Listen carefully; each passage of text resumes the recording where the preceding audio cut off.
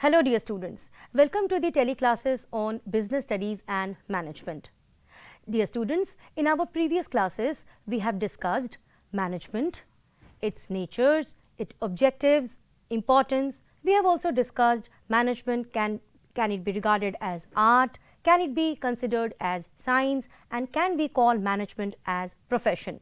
While discussing management as science, we have discussed various features of science and we have also discussed various features of management. अगर आप लोगों को याद होगा, हम लोगों ने ये पढ़ा हुआ था कि जो साइंस होता है उसके जो फीचर्स हैं, कि साइंस के जो प्रिंसिपल्स होते हैं वो यूनिवर्सली एक्सेप्टेड होते हैं और वो जो प्रिंसिपल्स होते हैं उनको एक्सपेरिमेंट से उनमें लॉजिक होता है, उनको एक्सपेरिमेंट से डिराइव किया जाता है. क्या हम यही चीज़ें, ये प्रिंसिपल की जो बातें हैं, can we apply them on management? Because we have already discussed कि मैनेजमेंट जो है वो प्योर साइंस नहीं है. Management is not an exact science. So what we will discuss today is something which is very interesting. We are going to read principles of management. So let us first read what is principle.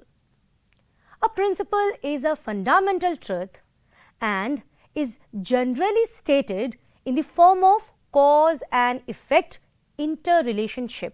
यहाँ दो प्रमुख word आते हैं, एक है cause, दूसरा है effect. यानी कि एक चीज जो हो रहा है उसके होने के पीछे एक कारण है और वो चूंकि हो रहा है उसका एक इफेक्ट है, इसलिए हम उसे कॉज एंड इफेक्ट कहते हैं. Management principles are the statement of general truth providing guide to thought और एक्शन. तो ये जो प्रिंसिपल्स होते हैं, जो मैनेजमेंट के प्रिंसिपल्स होते हैं, वो इसीलिए तैयार किए गए हैं so that they can provide guidance. Guidance to whom? Guidance to the managers. For what? For taking various decisions. Decisions for what? We have already discussed that in our previous class. For achieving various objectives or goals of the organization. So, it is a broad and general guideline for decision making and behavior. The principles of management lay down guidelines for improving management practices. So, ये जो principles होते हैं management के, they give you guidelines for improving the practices of your management. These principles are established after long researches and experiences of the manager in the field of management. जिस तरह हमने पढ़ा है कि साइंस के जो थियोरीज हैं, जो प्रिंसिपल्स हैं वो एक्सपेरिमेंट से डिराइव किया जाता है, उसी तरह से प्रिंसिपल्स जो हैं मैनेजमेंट के वो भी एक्सपीरियंस से डिराइव किया गया है, ऑब्जर्वेशन से ही डिराइव किया गया है. So let us now see what different people have to say about the principles. Principles of management are the guidelines or they are the guiding rules of laws for managerial action. तो यहाँ फिर से यही बात को emphasis दिया गया है कि जो principles of management है उनका बेसिक काम जो है मैनेजेरियल एक्शन को एक दिशा दिखाना, एक पथ प्रदर्शन उनका करना. Principles is a fundamental statement of truth providing the guide to thought and action. We say principle is a fundamental statement of truth. यानी जो principle है वो ये दर्शाने की कोशिश कर रहा है कि ये सच है. एक एग्जाम्पल लेते हैं कि जो मैंने पिछले क्लास में भी आपको यही एग्जाम्पल दिया था कि एप्पल जो है वो पेड़ के नीचे से गिर रहा है तो ग्रेविटेशन जो है वो एप्पल को पुल कर रहा है अपनी तरफ, है ना. ये हम लोगों ने सबने स्कूल में पढ़ा हुआ है. तो ये जो है वो ऑब्जर्वेशन से डिराइव किया गया. साइंटिस्ट और बिहेवियरल साइंस जिन्होंने इनको डिराइव किया है उन्होंने उसको देखा, ऑब्जर्व किया, एक्सपेरिमेंट किया, फिर जाके ये नतीजे पे वो पहुंचे.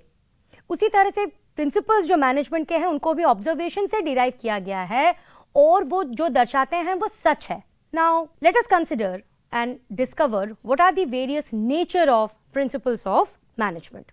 Principles are general prepositions which are applicable when certain conditions are present.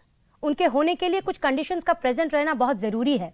So we say they are general propositions which are applicable when certain conditions are present.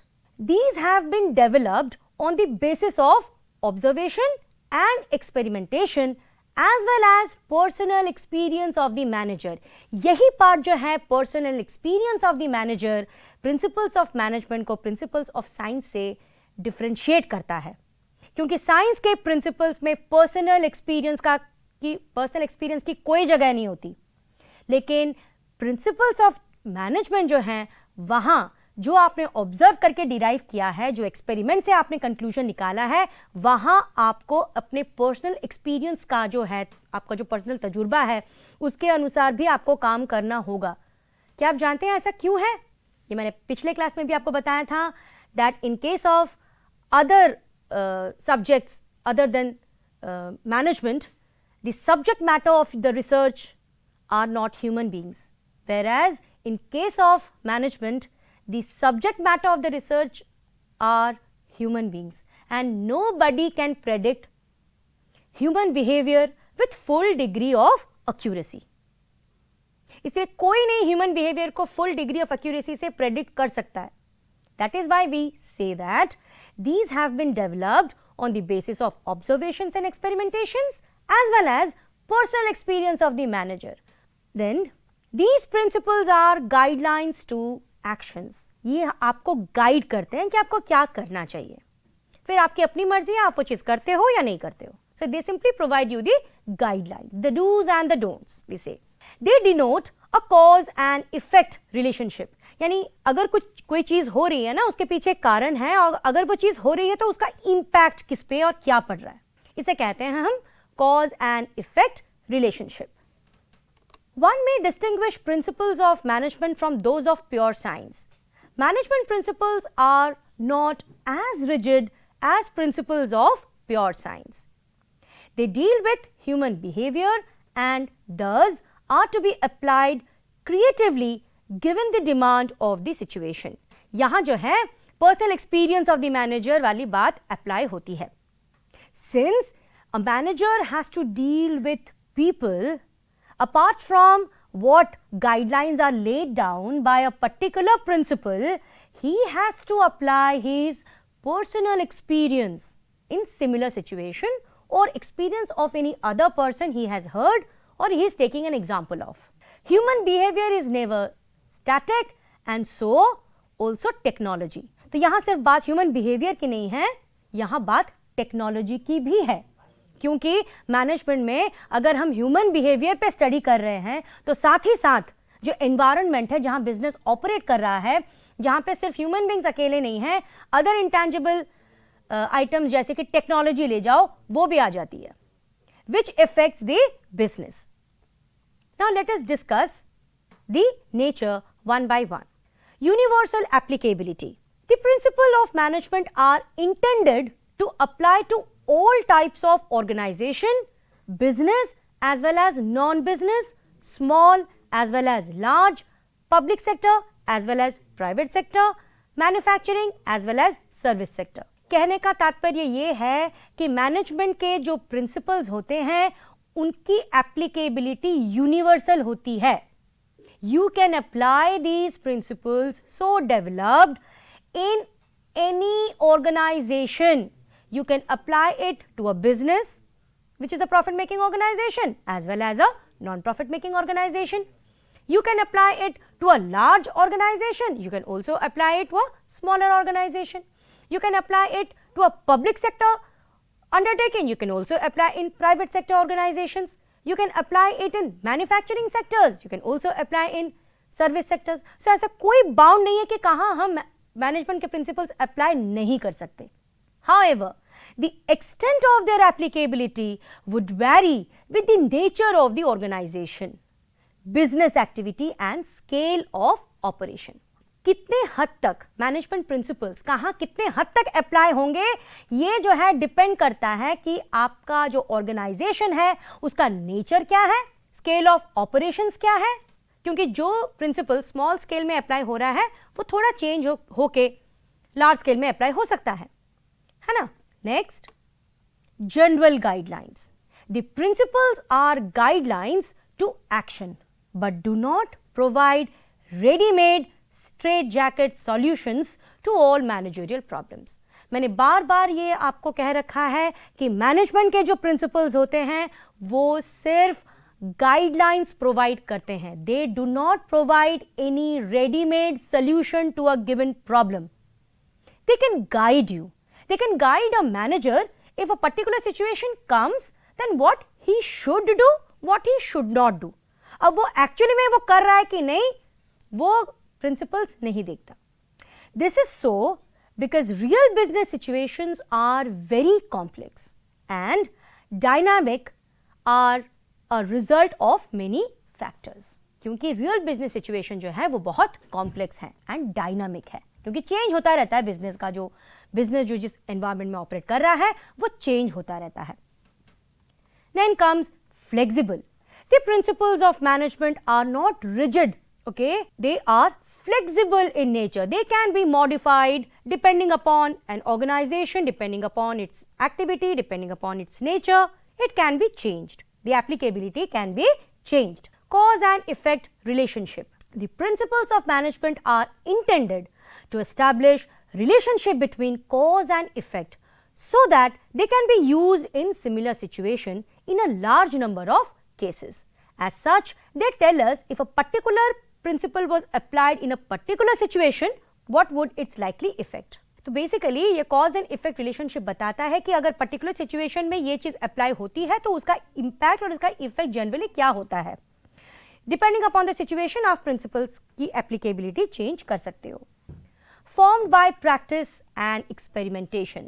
The principles of management are formed by experience and collective wisdom of manager as well as experimentation. ये भी मैंने आपको शुरू से बताया हुआ है कि मैनेजमेंट के जो प्रिंसिपल्स होते हैं सिर्फ एक्सपेरिमेंट से नहीं, पर्सनल एक्सपीरियंस से भी बनाए जाते हैं. Behavioral. Management principles aim at influencing behavior of human beings. Therefore, principles of management are mainly behavioral in nature. Basically, management के जो principles होते हैं वो किसे influence करते हैं, वो influence करते हैं human behavior को.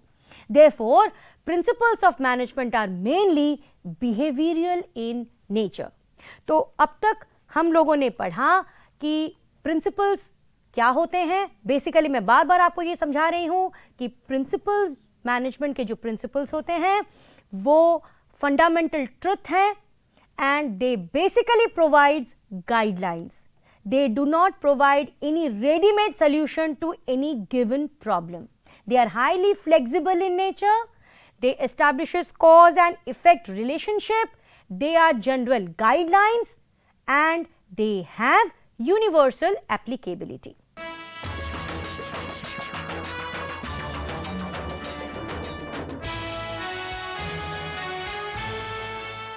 Dear students, let us now discuss the significance or importance of the principles of management. The principles of management, as we have already discussed, derive their significance from their utility. They provide useful insight to managerial behavior and influence the managerial practices. Managers may apply these principles to fulfill their tasks and responsibility. We have already discussed that they provide guidelines for the managers to take important decisions. First importance or significance is scientific decisions. Management principles help in thoughtful decision making by emphasizing logic rather than blind faith. It doesn't give any importance to blind faith. There is a logic behind the principles of management. Management decisions taken on the basis of principles are free from bias and prejudices. So, there are no bias, no personal views, no prejudices when decisions are taken on the basis of the principles so derived out of the observations and experiences of people or managers. Then, optimum utilization of resources and effective administration. Principles equip the managers to foresee the cause and effect relationship of their decisions and actions. As such, the wastage associated with a trial and error approach can be overcome. We have already discussed the cause and effect relationship associated with a principle, isn't it? So, what happens when a manager takes a decision basing on these principles? The chances of causing any wastage hastily or in a trial and error method get reduced. Meeting changing environment requirements. Although the principles are in nature of general guidelines, but they are modified guidelines. They are modified and as such help managers to meet changing requirements of the environment. So, depending upon the changes in the environment, management principles can be modified. Enhances research work in management. Modifications are required in principles of management when are applied to the different situations. So, management researchers examine these principles from time to time for suggesting the suitable modifications in these principles. So, basically research work is enhanced when we go for taking decisions on the basis of management principles, because we have already discussed that management principles are flexible, they are not rigid. Depending upon the changes and the demand of the situation, the principles are modified. So, people work constantly on the changes in the environment and the respective change required to be made in the principles of management. Providing managers with useful insight into reality. Adherence to these principles will add to their knowledge, ability and understanding of managerial situations and circumstances. It will also enable managers to learn from the past mistakes and conserve time by solving recurring problems very quickly. They are not going to waste more time because they are taking decisions on the basis of principles. Now, let us read. Since we have completed the significance of management principles, we have till now completed that principles are of great importance and significance. Now, just give a thought that where from these principles have come from. So, let us now go for a journey of evolution of these principles. Evolution of management principles. In tracing the history of management, one comes across various schools of thoughts that have outlined principles to guide management practices. These schools of thought may be divided into 6 distinctive phases. The first one is early perspectives. The first known management idea were recorded in 3000 to 4000 BC. One pyramid built by Egyptian ruler Cheops required work to be done by 1 lakh men for over 20 years in 2900 BC. It covered 13 acres of land and measured 481 meters in height. The stone slabs had to be moved thousands of kilometers of distance. As the folklore goes, even the sound of a hammer was not heard in the village in the vicinity of the site of these pyramids. So, just imagine it's in such a big land, a pyramid is to be constructed where the transmission of sound was a constraint.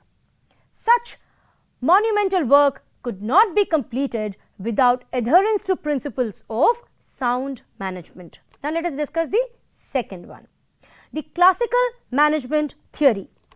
Rational economic view, scientific management, administrative principles and bureaucratic organizations characterize this phase.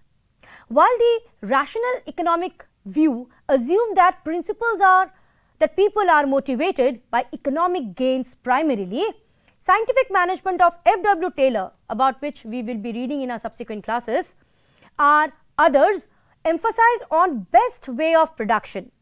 Administrative theories personified by Henry Fell, about which we are also going to read further classes, looked at the best way to combine jobs and people into an efficient organization.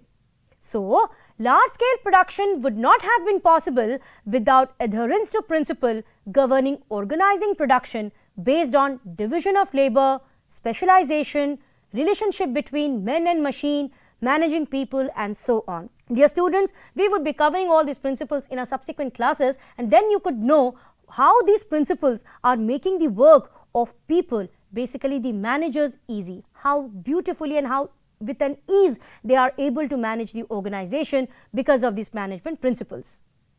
The next theory is neoclassical theory, that is the human relation approach. This school of thought developed between 1920s to 1950s felt that employees simply do not respond rationally to rules, chains of authority and economic incentives alone, but are also guided by social needs, drives and attitude.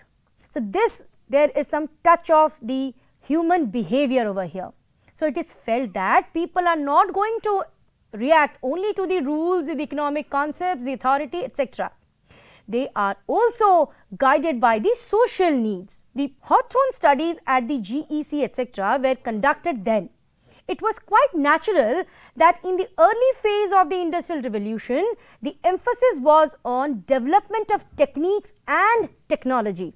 The attention to the human factor was the salient aspect of this school of thought. The attention was to serve as a precursor to the development of behavioral science. Let us now go to the next one, behavioral science approach, which is called organizational humanism. Organizational behaviors like the Chris Agris, Douglas MacGregor, Abraham Maslow and the Frederick Herzberg use the knowledge of psychology, sociology and anthropology to develop this approach.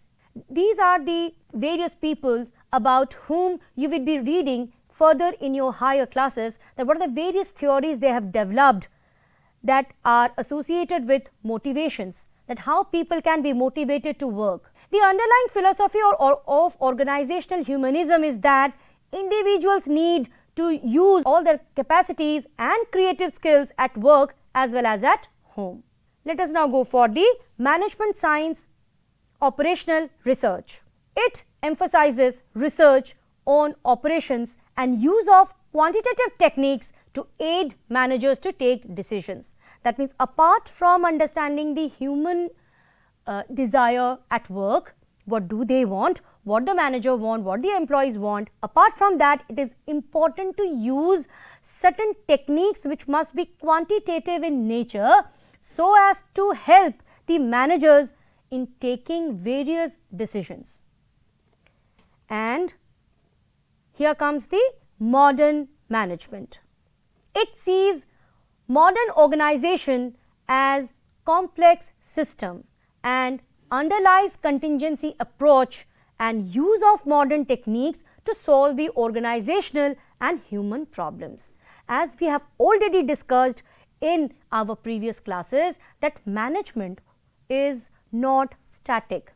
It is the business which operates in an environment which is subject to change. Change is inevitable. So depending on the changes in your internal as well as external environment, the requirements of management also changes and management changes. Similar to this, if when management changes, the applicability and the need of applying the principles also changes. Depending on the requirement of the management, the applicability of principle will vary. So now there is a need for the organizations to develop certain modern techniques. That means since the business is changing, you need to adapt yourself to the changes, and as a strategy of adaptability, you need to develop strategies which are up to date. That is why we give emphasis on the modern techniques to solve various organizational and human problems. Because in an organization, it is not only the problems of the people who are running the business, there are organizational problems and also problems related to human beings. Because many a times I have told you that management is related, or it is basically human beings related to management. So there are human problems also which are to be dealt with, not only with the personal experiences, some up-to-date techniques are to be developed to deal with these problems. So dear students, till now we have covered the origin of principles of management. We have discussed what is the principle of management, what are the nature or characteristics of principles of management. We have also discussed the various importance of principles of management. In our discussion, we have also covered the origin, the evolution of these theories, the management thought. I hope you people must have understood what I tried to deliver to you. Today we will read principles of management, basically the 14 principles suggested by Henry Fairl. Now let us first know who is this great personality. Henry Fayol was a French mining engineer who turned a leading industrialist and a successful manager. He started his career as a mining engineer in a French mining company and rose to the position of chief managing director. His theories deal with organization of production in the context of competitive enterprises that has to control its production cost. Fayol was the first to identify 4 functions of management: planning, organizing, directing and controlling. Although his version was a bit different. His versions were plan, organize, command, coordinate and control. According to Fayol, all activities of an industrial undertaking could be divided into technical, commercial, financial, security, accounting and managerial. He also suggested that qualities of a manager must possess should be physical, moral, education, knowledge and experience. Based largely on his experience, he developed his concept of administration. The 14 principles of management propounded by him were discussed in details in his book General and Industrial Administration. Due to his contribution to the development of managerial thoughts, he is called father of modern management. So let us now discuss the 14 principles suggested by Henry Fayol, which serves as guideline for decision making and management actions. The first principle is division of work, or many times it is said division of labor. This principle of Fayol tells us that as far as possible, the whole work should be divided into different parts and each individual should be assigned only one part of the work according to his ability and taste, rather than giving the whole work to one person. एक आदमी को सब काम देने की जरूरत नहीं है. एक आदमी को काम देते वक्त काम को डिवाइड करना चाहिए और वो डिवीजन होने के बाद जिस काम को करने में उसे खुशी मिलती है, वो आसानी से कर सकता है, उसे वही काम देना चाहिए. When a particular individual performs the same job repetitively, he will become an expert in doing that particular part of the whole job, and as a result of which the benefits of specialization will become available. So according to Fayol, the intent of division of work is to produce more and better work for the same effort. Specialization is the most efficient way to use human efforts. In business, work can be performed more efficiently if it is divided into specialized tasks, each performed by specialist or trained employee. अभी आपको एक काम करना है, आप वो एक काम को एक इंडिविजुअल को देते हो और उसी सेम काम को आप 5 इंडिविजुअल्स को देते हो, तो क्या फर्क मिलेगा आपको? एक इंडिविजुअल जो एक काम को अकेले कर रहा है, उसे सब काम अकेले करना पड़ेगा. वहां वो हर काम ऐसा कोई पोर्शन होगा जिसे वो अच्छे से करेगा, ऐसा कोई पोर्शन होगा जिसे वो अच्छे से नहीं कर पाएगा. लेकिन जहां आपने वो सिंगल काम को 5 लोगों में डिवाइड किया हुआ है, वहां हर एक बंदा जिसको एक एक काम अलॉट किया गया है, वो उस काम को करते करते उसमें उसे स्पेशलाइजेशन मिल जाएगा. ठीक है. It is divided into specialised task, each performed by specialist or trained employee. This result in efficient and effective output. So division of work leads to specialization, and specialization helps in increasing efficiency, which will overall increase productivity and profitability of the organization. So principle of division of work to all kinds of work. It is applied to all the kinds of work. You can't say to a particular work it is only applied to. It is applied to technical as well as managerial work. So what this principle leads to? This principle leads to achievement of better result, efficiency of work increases, increase in efficiency and ability of the personnel, quality and quantity of the production improves, and the wastages are avoided. Then comes the next principle, balancing authority and responsibility. What is authority? Authority means right to give order and responsibility means duty to perform the assigned task. So this principle says that there should be a balance between this authority and responsibility. If authority is more than responsibility, chances are that a manager may misuse it. And if responsibility is more than authority, then he may feel frustrated. अगर responsibility ज़्यादा हो जाता है, he may feel frustrated. अगर authority ज़्यादा हो जाता है, तो वो उसे misutilize कर सकता है. So there should be a balance between these two. Authority is both formal and informal. Managers require authority commensurate with their responsibility. So what this principle stresses on? This principle stresses on parity between authority and responsibility. Parity matlab equality. Authority not to be considered as a part of responsibility. Less authority makes an employee unable to perform his duty, and excessive authority may be misutilized. Authority कम नहीं होनी चाहिए, authority ज़्यादा नहीं होनी चाहिए. Responsibility authority के अनुसार होनी चाहिए. The next principle is principle of discipline. Discipline is the obedience to organizational rules and employment agreement which are necessary for working of an organization. प्रत्येक organization के अपने rules and regulations होते हैं और वहाँ हर employee को rules and regulations के अनुसार ही चलना चाहिए.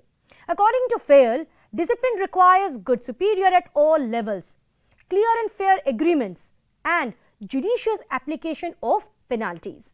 To establish discipline, good supervision and impartial judgments are needed. So what this principle stresses on?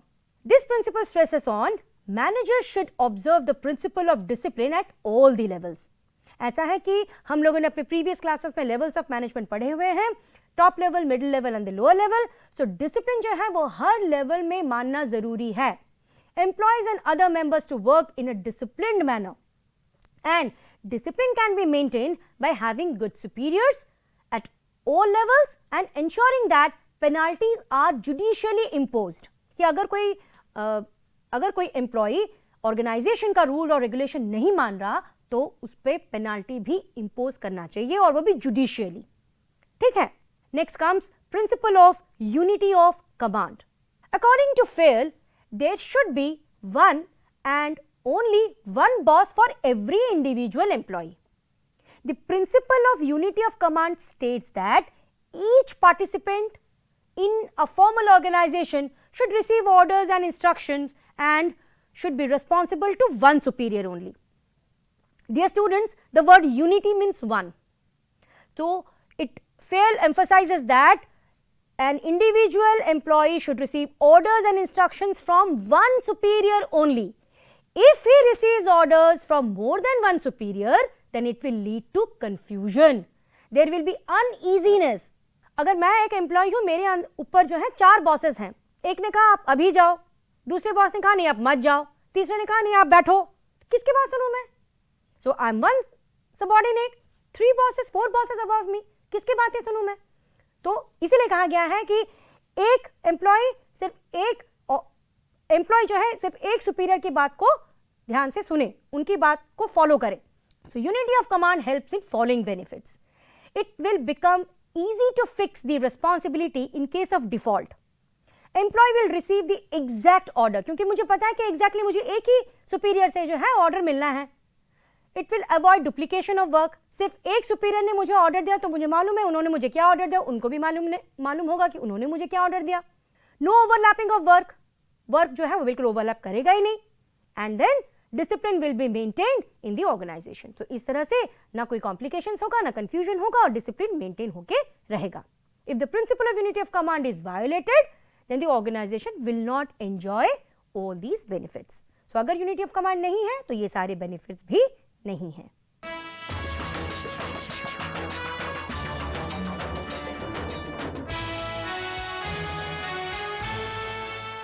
Dear students, let us now read the 5th principle of management, unity of direction. This principle states that one head, one plan. All the units of an organization should be moving toward the same objective through coordinated and focused efforts. Each group of activities having the same objectives must have one head and one plan. This ensures unity of action and coordinated efforts. So the point of saying is, when a group of activities are to be performed under one head they should be clubbed together and kept under one head only. Okay. So what this principle helps in? This principle helps in avoiding duplication of work. It improves coordination in business organization. It increases the efficiency in organization and it ensures unity of action. Since we have already covered unity of command, now we have covered unity of direction, let us now quickly review what is the difference between the two. In case of unity of command, one subordinate should receive orders from and should be responsible to only one superior. Whereas in case of unity of direction, each group of activities having same objective must have one head and one plan. Then unity of command aims to prevent dual subordination, whereas unity of direction aims at preventing overlapping of activities. Unity of command affects an individual employee, whereas unity of direction affects the entire organization. Let us now read the next principle. Subordination of individual interest to the general interest. What this principle says? According to this principle, individual interests and organizational goals must be reconciled. Further, employees should surrender their personal interest before the general interest of the organization. It means that interest of business organization must prevail upon the personal interest of the individual. Dear students, when group of people are working in the organization, हर व्यक्ति का अपना एक motive है काम करने का. When I work in the organization, some people work for money, some people work for reward, some people work for recognition. यानी कि एक ऑर्गेनाइजेशन में जब मैं काम कर रही हूँ, मेरा मोटिव है ऑर्गेनाइजेशनल ऑब्जेक्टिव को अचीव करना. साथ ही साथ मैं ये चाहती हूँ कि अगर मैं अच्छा काम करूँ तो मेरी जो है सैलरी बढ़ जाए, मुझे अवार्ड मिले, मुझे रिकॉग्निशन मिले. तो ये जो है मेरा इंडिविजुअल इंटरेस्ट है. लेकिन यहाँ पॉइंट ये है कि हर एम्प्लॉय के अपने इंडिविजुअल इंटरेस्ट तो होते हैं, लेकिन उन्हें ज्यादा इंपॉर्टेंस हमें नहीं देना चाहिए. We should give importance to the interest of the organization. So here the individual interest is subordinated. जैसे हम कहते हैं ना कि superior and subordinate. So here the organizational interest is superior and the individual interest is subordinate. In all the situations, the interest of the group or the company will supersede the interest of any one individual. This is so because larger interest of the workers and stakeholders are more important than the interest of any one person. किसी एक आदमी के interest के लिए पूरे organisation को बलि का बकरा नहीं बनाया जा सकता, उसके लिए पूरे ऑर्गेनाइजेशन सफर नहीं करनी चाहिए. So the point of saying is, if the organizational objectives are achieved, then in a way your individual interest or your individual objectives can be achieved. But we can't say the other way is correct. If your individual objectives are achieved, if I am rewarded, that doesn't mean that organization has achieved its goal. So what this principle states? This principle states that the goal of the organization must not be sacrificed for the personal interest. Conflict between individual interest and common interest should be abolished. Common interest should be given priority over the individual interest. So here common interest means interest of the group, interest of the organization should be given more priority over the individual interest. Then comes remuneration. Remuneration of employees should be just and equitable. The overall pay and compensation that a person get is called the remuneration. And उसे जो compensation मिलता है, उसको जो salary या wage हम जो भी नाम दे सकते हैं उसको, it should be just, justifiable and equitable. Equal होना चाहिए, it should be fair. It should be fair to both the employees as well as organization. किस तरह एम्प्लॉय के लिए इतना फेयर होना चाहिए कि आजकल की महंगाई में मैं ऑर्गेनाइजेशन से जितना सैलरी पा रही हूँ उतने में मैं आसानी से चल पाऊँ, और एज एन ऑर्गेनाइजेशन मैं एज एन इंडिविजुअल मैं ऑर्गेनाइजेशन से उतना ही डिमांड करूँ जितना ऑर्गेनाइजेशन में मुझे पेमेंट करने की कैपेबिलिटी हो. So the employee should be paid fair wages which should give them at least a reasonable standard of living. At the same time, it should be within the paying capacity of a company. This will ensure congenial atmosphere and good relations between workers and management.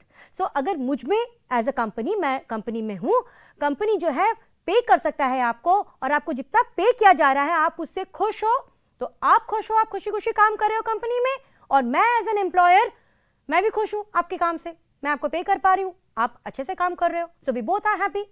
Clear? So what this principle helps in? This principle helps in reducing the tensions and differences among the workers and the management. कोई tension और problem तो आनी नहीं वाली अगर दोनों employees and employers खुश हैं. Job satisfaction among the employees increases, pleasing atmosphere of the working in the organization and harmonious relationship between superiors and the subordinate. Then comes centralization and decentralization.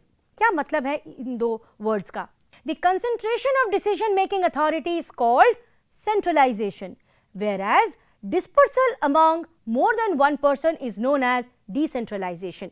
यानी कि अगर मैं कहूँ कि मैं एक फंक्शन ऑर्गेनाइज कर रही हूँ और वहाँ कोई भी डिसीजन लेना हो तो सिर्फ मुझसे पूछो, तो यहाँ जो है सेंट्रलाइज्ड डिसीजन मेकिंग है, सिर्फ मैं ही ले सकती हूँ और कोई नहीं ले सकता. लेकिन अगर मेरे अंडर दो और मेरे सबऑर्डिनेट्स हैं और मैं कहती हूँ कि ठीक है, अगर वो भी अगर जो डिसीजन लेते हैं उनको आप मान सकते हो, मुझे पूछने की जरूरत नहीं है, तो यहाँ क्या है, मैंने जो है अपने जो अथॉरिटी को उनको डेलीगेट किया, और यहाँ जो है डिसीजन मेकिंग का जो पावर है वो सिर्फ मेरे पास नहीं है, मेरे दो सबऑर्डिनेट्स के पास भी है, तो इसे हम कहेंगे decentralisation. So according to Fayol there is a need to balance subordinate involvement through decentralisation with managers retention of final authority through centralisation. इसका मतलब यह है कि एक ऑर्गेनाइजेशन में जितनी सेंट्रलाइजेशन होनी चाहिए उसी के बराबर डिसेंट्रलाइजेशन का होना जरूरी है. कितना सेंट्रलाइजेशन कितना डिसेंट्रलाइजेशन ये डिपेंड करता है ऑर्गेनाइजेशन के स्ट्रक्चर पे, और भी फैक्टर्स हैं, लेकिन कहने का मतलब ये है कि एक ऑर्गेनाइजेशन में सेंट्रलाइजेशन और डिसेंट्रलाइजेशन के बीच तालमेल होना बहुत जरूरी है. The degree of centralization will depend upon the circumstance in which the company is working. In general, large organizations have more decentralized, okay, they are more decentralized than small organization. जहाँ organizational structure बहुत large है, तो वहाँ centralized organizational structure बिल्कुल काम ही नहीं आएगा, वहाँ decentralized structure चाहिए. और जहाँ organization बहुत small है, वहाँ decentralization की जरूरत नहीं है, वहाँ centralized decision making काम आएगा. So the proportion of centralization and decentralization is mainly decided after taking into consideration the following. What are they? Nature of work, nature of efficiency, efficiency यानी मैनेजर की जो कैपेबिलिटी है और employees की जो capability है, उनकी जो एफिशिएंसी है.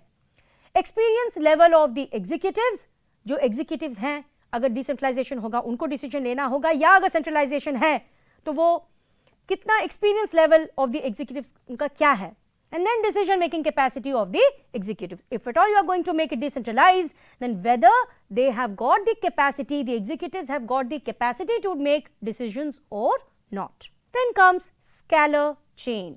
An organization consists of superiors and subordinates. We have read it. The formal line of authority from highest to lowest rank is called Scalar Chain. According to Fayol, organizations should have a chain of authority and communication that runs from the top to bottom and should be followed by managers and subordinates. यानी कि हमने already levels हमने पढ़ा हुआ है, top level, middle level और lower level में communication, या फिर अगर कोई भी ऑर्डर्स को फ्लो करना है या फिर सुपीरियर्स को कुछ कम्युनिकेट करना है, या सबऑर्डिनेट के ग्रीवेंसेस अगर सुपीरियर तक पहुंचाने हैं तो कैसे फ्लो करेगा. There should be a line of authority. Clear? According to Fayol, all upward and downward communication should follow through each position of authority along with the scalar chain.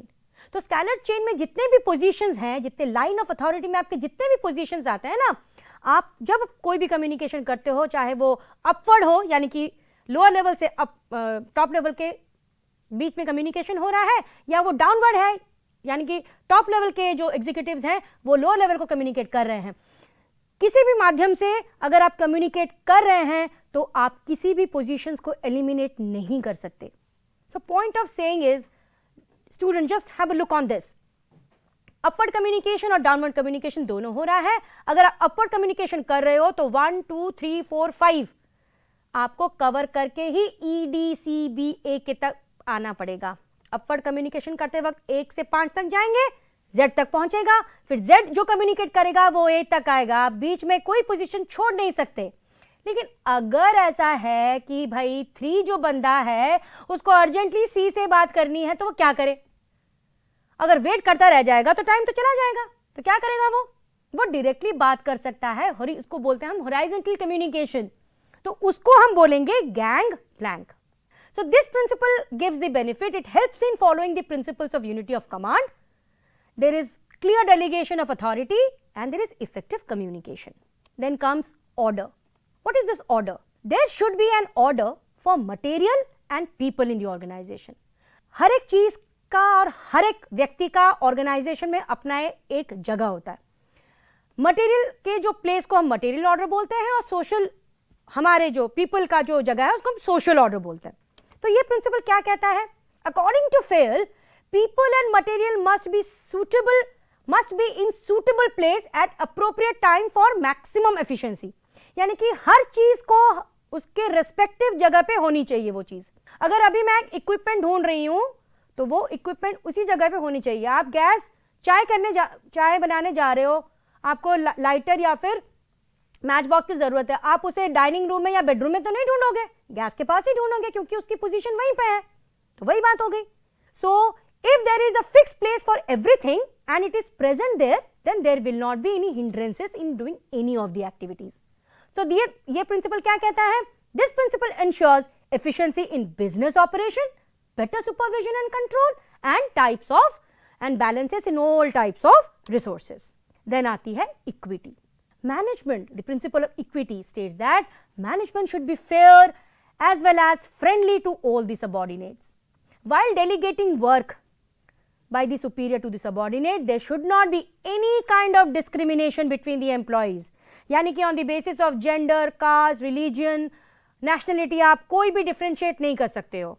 Okay? So this principle states that if you follow this principle, then there will be cordial relationship between superior and subordinate. There will not be any conflict. Your job satisfaction will increase and the employees' morale will increase. क्योंकि आप में कोई differentiate नहीं हो रहा, आप अच्छे से काम कर रहे हो organization में. Then comes stability of tenure of personnel. Personnel means employees. So इसका मतलब ये है कि जितने एम्प्लॉइज आपके ऑर्गेनाइजेशन में काम कर रहे हैं उनके काम करने की जो अवधि है उसमें एक स्टेबिलिटी होनी चाहिए. Employee turnover should be minimized to maintain organizational efficiency. This is what FAIL says. Personnel should be selected and appointed after due and rigorous procedure of the selection. No employee should be moved with short time because employee cannot work efficiently if you are going to move them from one job to another. So this principle states that it creates a sense of belongingness. If an employee stays in your organization for a longer period of time, he develops a kind of attachment. He works, he knows your organization, and already you have spent so much of money in his training and development. So why would you allow or why would you create a situation that an employee will leave? So as far as practicable, you must try to develop a atmosphere so that the employee will retain in your organization for a considerable period of time. Then comes initiative. What is this initiative? Initiative means taking the first step with self-motivation. It is thinking out and executing the plan. It is one of the traits of an intelligent person. According to the principle of management, if any employee is coming up with a new idea or experience, तो management को उसे welcome करना चाहिए. Okay, this is because an initiative gives satisfaction to employee, brings success to the organization. It also allows subordinate to think out of the plan and do what it takes to make it happen. So what is the advantage of this principle? This principle creates interest among the employees in the job. It creates job satisfaction for the employees. It increases the efficiency of the employees, increases the organizational strength and zeal of the employee. The last one is spirit de corps. This principle says that there should be harmony and peace among the employees. A manager should replace the word I with we in all his conversations. He should give importance to team spirit. So spirit de corps means team spirit. We should give importance to team spirit. No individual, we all are working together.